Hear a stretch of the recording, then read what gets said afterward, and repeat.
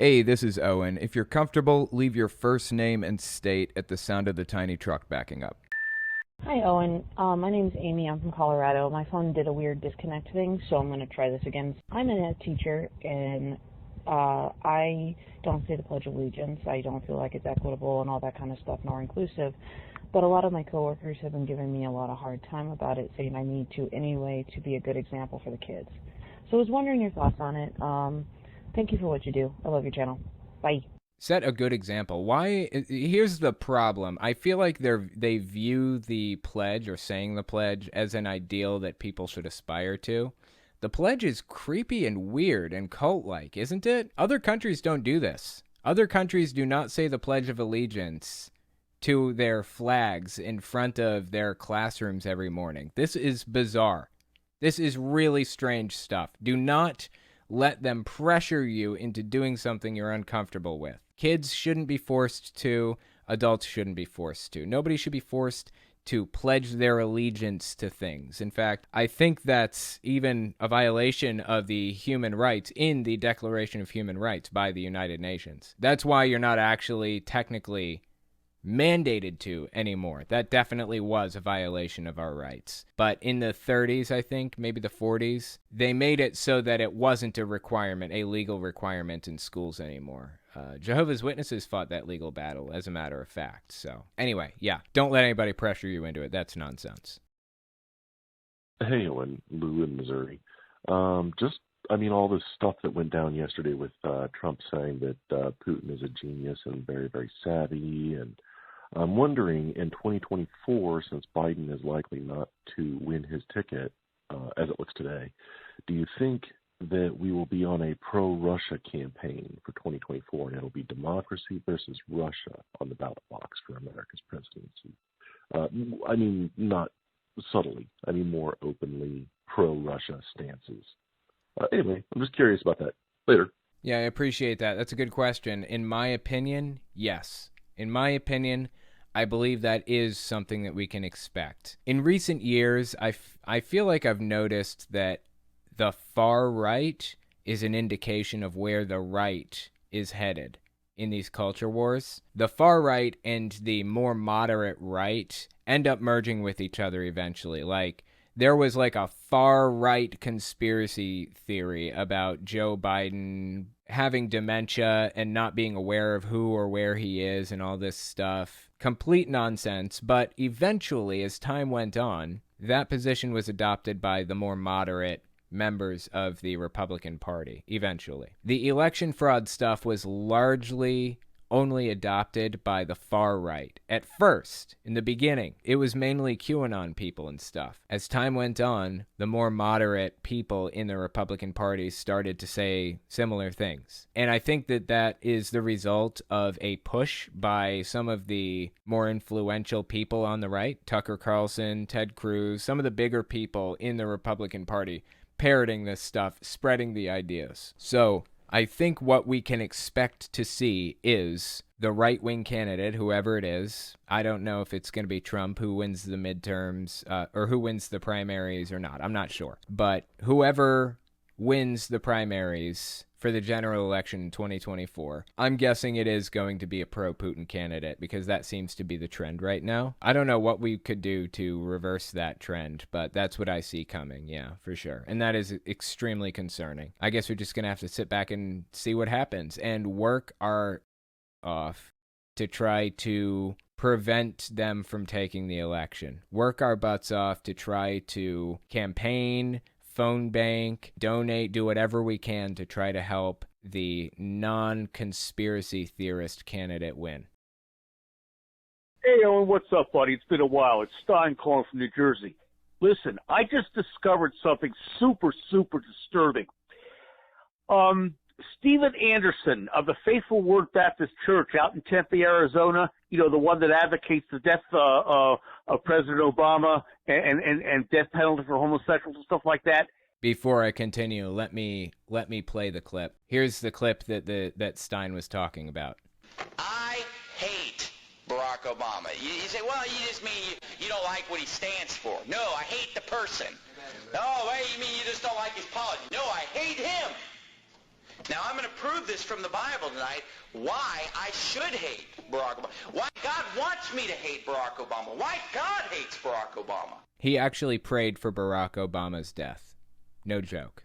Steven Anderson did. And there's another reference to gay people, basically. This is Tommy McMurtry. He is from the same church. He's like one of Steven Anderson's generals, basically. This is a more moderate clip. Steven Anderson really, really goes over the top, and I can't really play any of that stuff on here, but this is what Tommy McMurtry said. Just listen to this. It will communicate the sentiment, I think, pretty well. We know they have always been around. We've read the book of Genesis. Okay. Nobody's saying they're never around, but there was a time when society, when our country saw them for what they were, and they put them in their place 6 feet under. And unfortunately, we have forgotten that in our country. Yeah. So that's kind of the view that these people hold. The NIFB is the name of the church, the New Independent Fundamentalist Baptist Church. It's kind of like a version of the Westboro Baptist Church. Just terrible, awful people. Awful people to the core. Okay, now we've established who they are, Stein. Lay it on us. What do you got? His church now has an app that you can install on your phone, okay, to watch its videos, and you could even get it from the App Store on your phone. That is scary. That is scary. Absolutely good point. I appreciate you bringing it to my attention. Maybe some people in the audience will just happen across the app and find something in it that is reportable and report it. If there is indeed something that violates the terms of service. I don't know.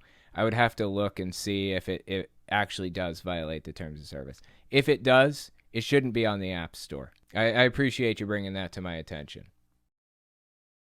Hey, I know. I have a question about Jehovah's Witnesses. I have seen several videos, especially like the Caleb and Sophia videos, and I even checked the JW page if there are some more, but I have seen none which talk about COVID or the coronavirus. Is that like a taboo topic in the JW organization, or do they not want to treat it for kids and it's only an adult topic? I don't know. Maybe you can shine some light on it. Well, bye. Yeah, I appreciate the voicemail. So from my understanding, the question is, why is it that Jehovah's Witnesses don't have much information on their website about COVID? I thought that they did. I haven't been to their website in a little while, like to peruse, but I was pretty sure that they did. I'll tell you their position on it. Generally speaking, Jehovah's Witnesses have actually, surprisingly, been really good. They've been really good about COVID. They've encouraged their people to get vaccinated. They've encouraged them to get treatment and stay at home and be careful and wear masks and the whole 9 yards. It's been good. I've been happy with their reaction, their response to COVID as an organization, except for one way. As most people know, they don't take blood transfusions. They don't take any medicine that's based on blood products in any way, based off of this misinterpretation of a Bible verse. And as a result, they specifically told their members, do not take certain treatments for COVID because they might involve blood or blood fractions. Like, people were getting plasma injections. Like, if somebody got COVID, they would pull plasma, they'd donate plasma, and the plasma would have antibodies in it, I think. Don't quote me on this.